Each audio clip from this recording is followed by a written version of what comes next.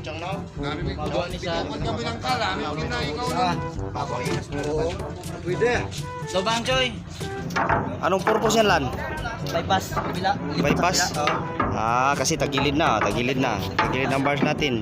So bubuksan ito para tumakbo yung kargada doon. Tumakbo doon sa kabila Para pumantay siya. para pumantay siya.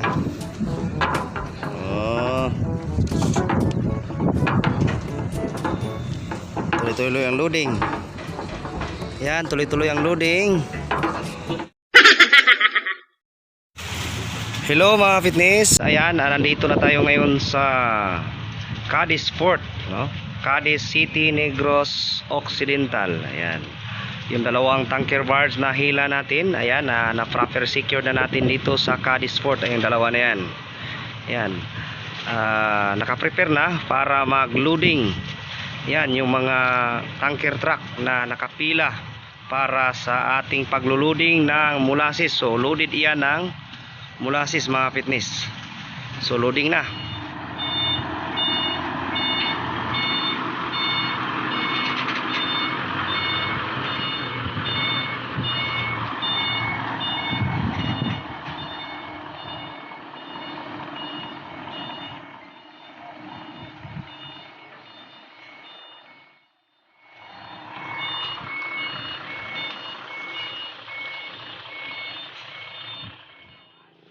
So bago tayo dumaong ay nakapila na yung mga tanker trucks at ito nagumpisa na agad yung loading natin ng molasses. So first time ko rin mga fitness na makita ng molasses. Laging nababanggit ng mga kamag-anak ko, particular na yung parents ko, na may mga kinikita sila sa tubo nila, may kinikita sila sa asukal at saka sa molasses daw. Pero ngayon lang ako nakakita na ganito pala ang forma ng molasses. Ayan. Oh. Ayan, molasses. Sigurado matamis yan kasi siyempre waste yan ng asukal, no? Yung pinaka latak ng asukal. Yung tubo gawing asukal. So habang pinaprocess siya para maging asukal, yan naman yung pinaka waste niya, no? Dadalhin natin yan doon sa Palayan, Batangas. So ang molasses na ito ay galing ito sa Lopez Sugar Corporation, sa parting Escalante ba or Sagay, basta dyan party. Katabi lang din dito sa Cadiz City. Yan, yan yung molasses.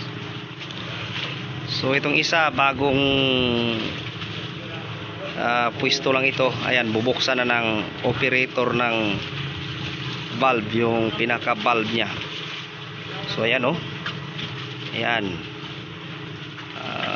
bahagyang humina kayo na, ngayon lalakas na ulit yan dahil tatlong truck sabay-sabay yung tatlong tanker truck. Ayan, maganda yung mabilis yung loading para mabilis din tayong matapos. Baka abutan tayo ng taglakas. Oh, malakas pa yung amihan. Grabing lakas, oh. So ayan mga fitness, ito yung molasses. Ang pagkakaalam ko, gawin itong alcohol na panghalo sa mga alak na iniinom natin. Yung iba naman ito ay ginagawang pampalasa sa pagkain ng mga alagang hayop, no? Dinadala sa Bulacan. Pero ito sa atin, sa Batangas ito. Tara, tingnan natin yung manhole, no?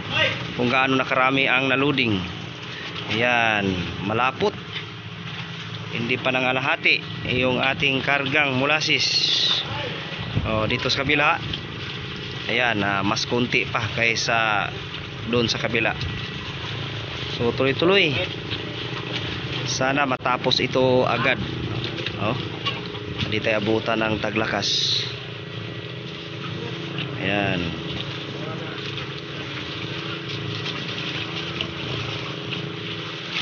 Parang ano siya, parang kalamay. Parang kalamay hati. Oh.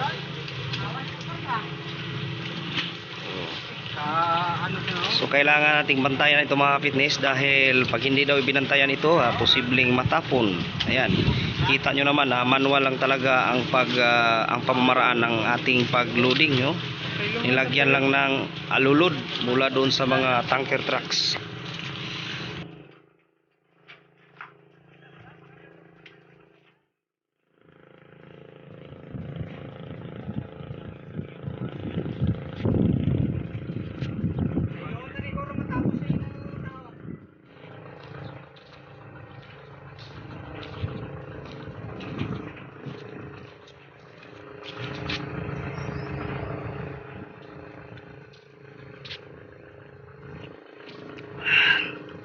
So yun mga ka-fitness, nasaksihan natin kung paano i-loading, no? Ikakarga dito sa ating tanker barge yung molasses, no? Galing yun sa tubo, no? Yung tubo ginagawang asukal at yun naman ay kaniyang west. Ano ba pagkabanggit yan? West. Basta pinaka west niya. West ng tubo na ginagawang asukal ay molasses. So ang ginagawa naman natin yan doon sa Batangas, ginagawang alcohol, hinahalo sa alak. Yun ang pagkaalam natin. Yung iba naman, pagkain sa mga alagang hayop. Ayan ang mga baboy, baka, kambing, para mabilis tumaba. Panuhin mo ng molasses. So tuloy-tuloy yung loading. Tingnan natin kung ito may laman na rin. Ito may laman na rin ng konti. Itong isang tangke.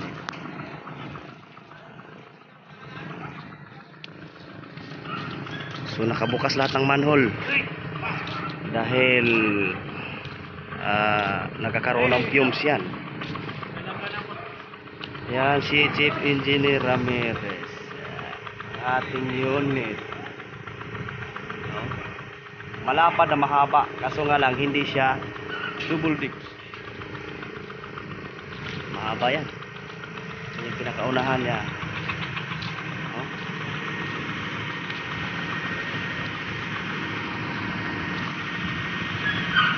Yan ang pinakahulihan. Ito tapos na. Tapos na itong isang tanker truck na ito mag-unload ng kanyang kargang molasses. Nailipat na yung kanyang karga dito sa ating hinihilang tanker barge, no? Yan, sinisecured na nila yung pinaka hose. Ayan. So yung dalawang tanker naman tuloy-tuloy pa. Yan, malakas pa rin. Lalong-lalo na pag nagiging tatlo, sobrang lakas talaga. Dito sa ilalim, ayan. Oh. Saglit lang ito. Saglit lang ito mga puno mga fitness dahil tuloy-tuloy. Oh. Pag pull out ng isang tanker mamaya, may papalit agad na isa pa. Ayan.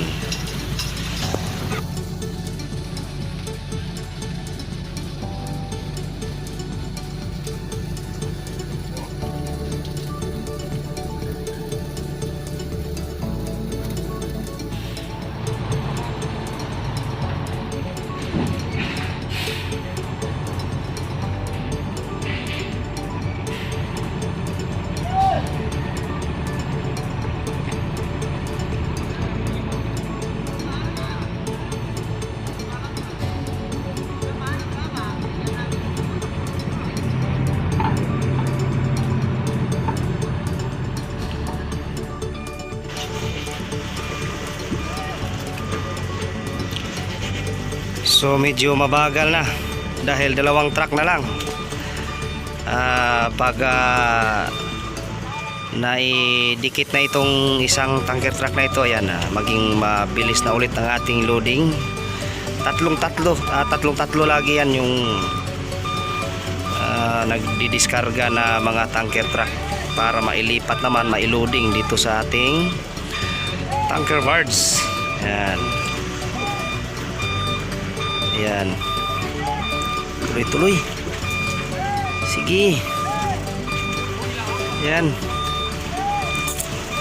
Oops, yung hose. Yung hose ng tubig. So ayan, naka-properly secured na itong isang tanker truck.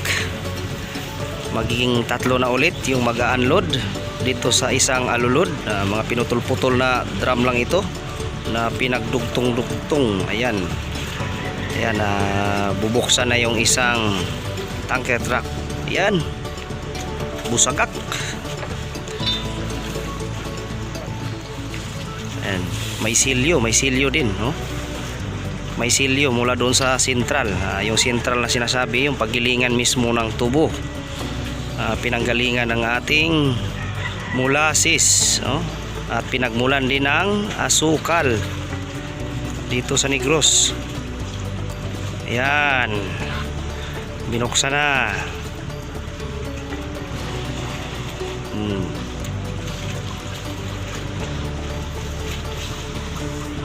Oh, ayan, naka-full na yung full na yung pagbukas ng balbula, oh, pinaka-gate valve ng tanker truck. So maingat din kahit na ganyan lang na medyo mano-mano lang, medyo maingat na hindi matapon kasi pag natapon yan, nako, stricto din yung mga checker dahil baka ma-short, no? Baka ma-short yung ating kargamento na dadalhin doon sa Balayan, Batangas. Yan, grabe, oh. Kami ng kalam, ikaw na. Pwede. Tobang Choy. Gitu bang eh. Iwas dyan siya eh. Anong purpose yan, Lan? Bypass, kabila. Bypass? Kasi tagilid na ang bars natin. So bubuksan ito para tumakbo yung kargada doon. Tumakbo doon sa kabila Para pumantay siya. Oh.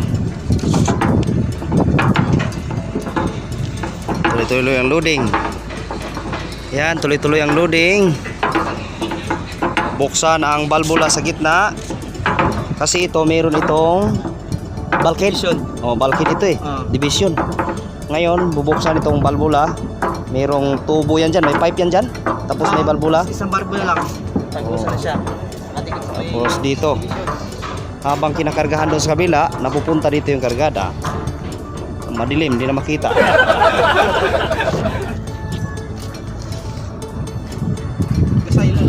Oh.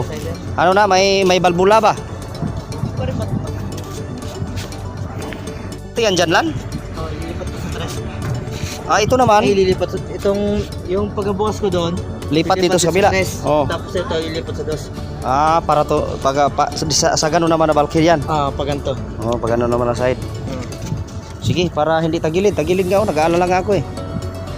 Huli lang natin.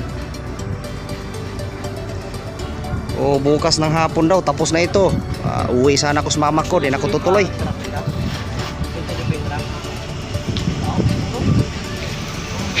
Pakailan ba to? Wala pa, hindi pa matapos. So, uwi sana ako bukas ng umaga, kaso lang di na ako tutuloy kasi matapos daw ito bukas ng hapon. Bukas ng gabi daw. Oo, pagpalit. Tuloy truck natin. Oh, siyempre ito, i-pull out natin itong loaded. Ipalit itong isang empty. Kailangan pala talaga. Kailangan talaga natin presensya. Pero pagkatapos nito, pwede. Oo, pwede. Kaso lang hindi na linggo. Hindi siya linggo. Kung matapos na ng hapon, madikit mo to ng Hindi ko pwede ka na rin mag-umuwi. Pwede umuwi na. Maglit doon sa mama papa ko. 3 oras lang dito yung bahay ng parents ko. Wala sa ako dyan? Pero maganda sana pag linggo kasi nandun yung kapatid ko nagtatrabaho sa Bacolod, umuwi pag Sabado at Linggo. Tapos nandun din yung kapatid ko na third mate, hindi pa alis. Naghahantay pa ng tawag kasi nag-renew ng lisensya. Wow.